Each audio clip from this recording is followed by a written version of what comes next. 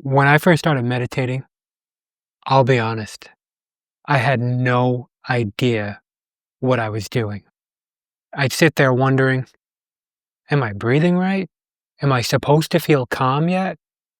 When exactly do I become blissed out? I have an itch on my face. Am I allowed to scratch it? Meditation can often feel like some mystical thing that everyone else seems to get, except you. And yet, looking back now on my own journey, meditation has become the foundation for everything I teach, from identity shifting to manifestation to conscious creation. Because you can't consciously create your reality if you can't sit still with it. But the problem is, most people think meditation is about emptying their mind, but it's really about regulating and changing your energy. So if you're using meditation as a practice for manifestation, we have to remember that manifestation happens when you match your energy to what you desire. Meditation then simply becomes a way for you to access and train that energy. How you shift your state of being so your subconscious and your conscious mind can start working together.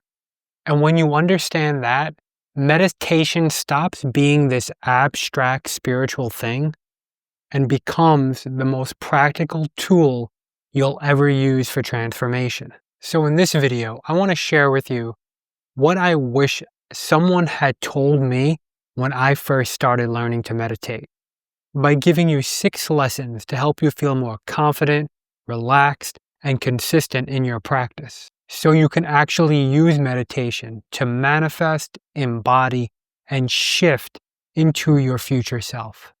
Lesson number 1. There is no right way to meditate. And I know a lot of the experts out there might disagree with me, but I repeat, there is no right way to meditate.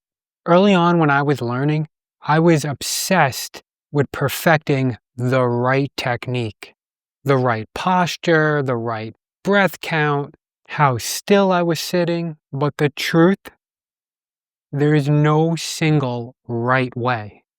Meditation isn't about form, it's about awareness.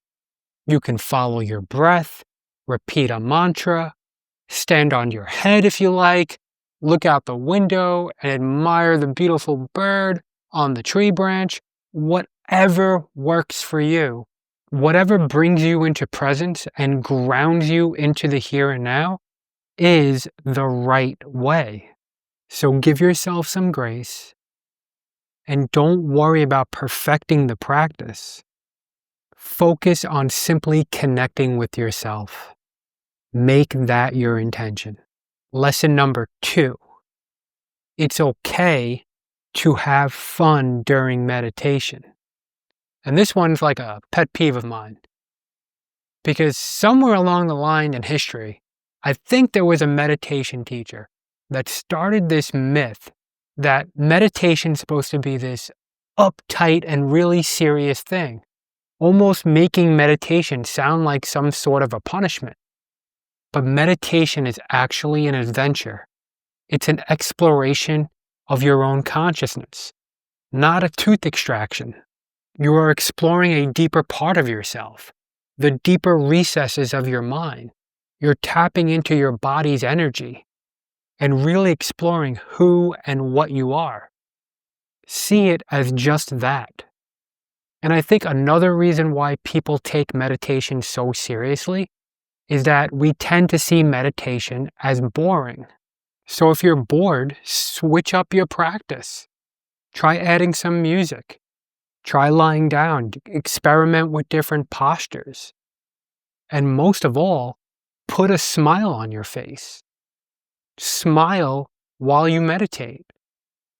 I think there's this great quote from Thich Nhat Hanh where he said something like, "Sometimes your joy is the source of your smile, but sometimes your smile can be the source of your joy."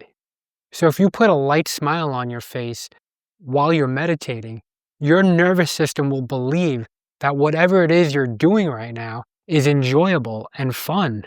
So keep it light, keep it playful, be curious, and that'll put you in the ideal state of receptivity and openness that'll allow whatever wants to come through during your practice. Lesson number 3, let go of judgments and expectations. So, you want to know one of the biggest reasons why people quit meditation? Because they think they're bad at it. They think they're failing. And as humans, we don't like failure. Anything we're going to invest our time and energy into, we want to see results. We want to feel like a success. So we expect every meditation session to be deeply peaceful or deeply insightful. But sometimes meditation is messy, emotional, restless, or even just uneventful. But none of that is failure. That's feedback. That's awareness. That's you observing yourself. That's you being real, seeing yourself how you really are in this moment.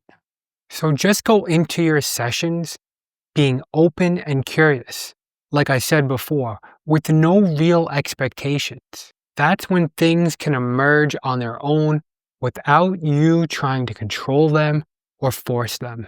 Speaking from experience, some of the deepest insights you'll ever have during meditation will come when you go into your practice without any real agenda, except just being there and making space to connect with yourself. And if you're using meditation for manifestation, remember, manifestation requires surrender, letting go. And it's in meditation where you cultivate that skill.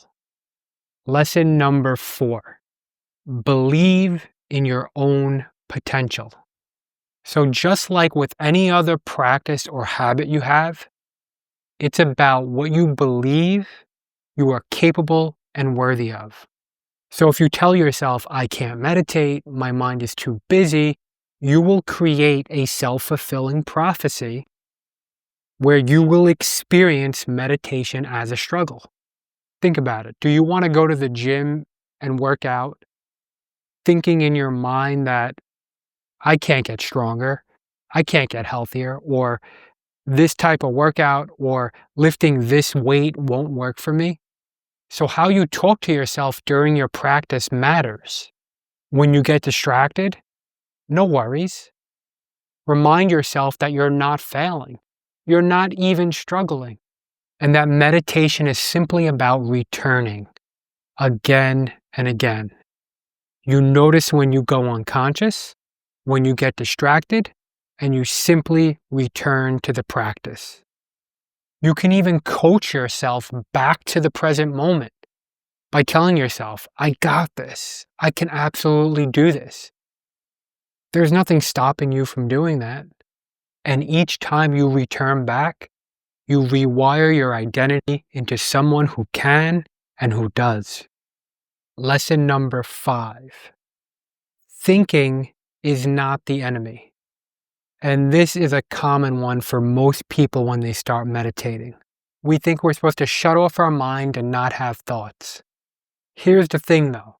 Asking your mind to stop producing thoughts is like asking your heart to stop beating. Thoughts will arise. That's their job. So the goal isn't to silence your thoughts. It's to change your relationship with them. So they are not good. They are not bad. They are just what they are. You can notice the thought, smile at it perhaps, and just let it drift on by. You don't have to give it a story or grab onto it.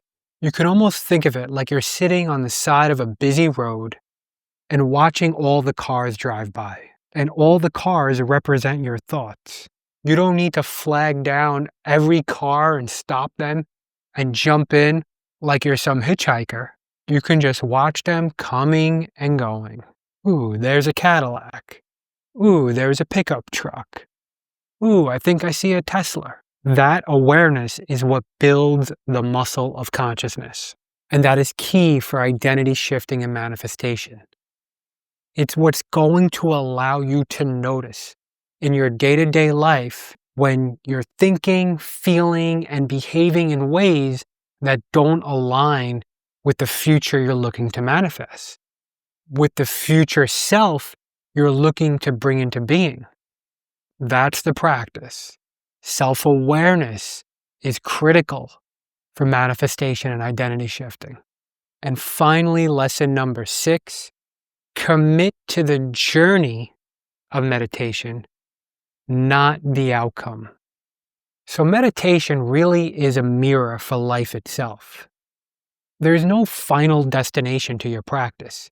You're not really going anywhere. You're only deepening into presence, arriving in the here and now. In life, just like meditation, we get distracted, we get attached to goals, we seek external validation, but eventually we realize that fulfillment is an inside job, not an external one. The same applies to meditation. We may cultivate a meditation practice in the beginning for the benefits of stress release or greater levels of happiness, but eventually we realize our joy, our well-being, and our peace has been with us all along, right here, every day, in the present moment, at the center of our own being. Just as you would study to learn a new skill, or read a book, or take a course to further your personal development, or further your career or your work. Meditation is just a tool to help you along your life path. But you do your real living off the meditation cushion. And there is no greater teacher than your day-to-day life experience.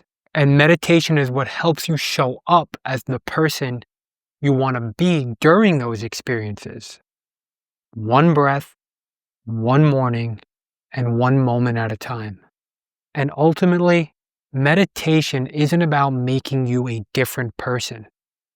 It's about remembering who you already are. When you stop trying to do it right, meditation starts doing its work through you. You start to notice more peace, more patience, more presence, more things that you are grateful for. Not because you're forcing it, but because you became it. That's the purpose of meditation. Not to get somewhere else, but really just to come home to yourself. And I'd like to invite you, if you found this video helpful, you might be interested in the identity shifting morning practice. It will guide you on how to use meditation, not just to relax, but to reprogram your identity and embody your future self. Designed for anyone who wants to bring manifestation from out of their mind and into their body. I'd love to have you there. I'll put a link below. Thanks for watching today. I'll see you in the next video.